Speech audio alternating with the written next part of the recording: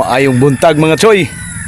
So atong buhaton karon is mag-harvest ta sa atong mga siyempre atong mga tinanom. Na natay ma-harvest. Na natay mga bunga nya natay okra dire.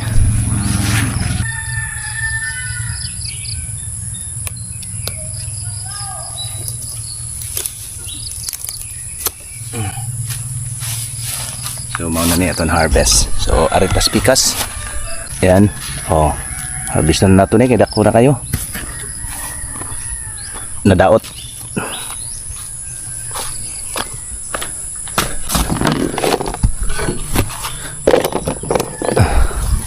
So na natay himuong sari-sari. Di ba? So natay mga natay pichay dire ato na ning harbison.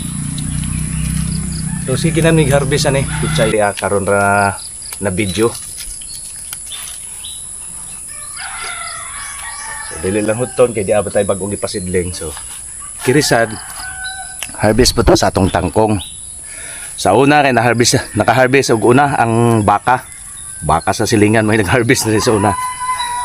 So karon ako na ni siyang harbison kining nauna nga kuan.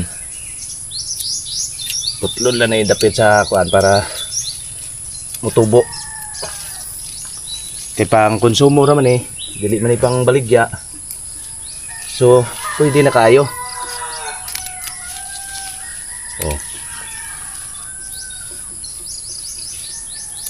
Di ba?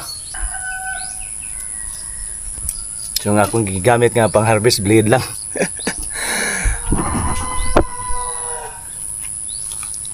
Kay tangkong raman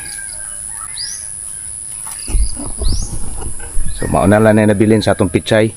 So di ara po tayo pasidling dire.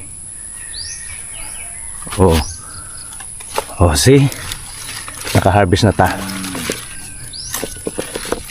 Ginagmay. So ato ning i-mix karon bisag blansa, ganahan gani ko i-blansa.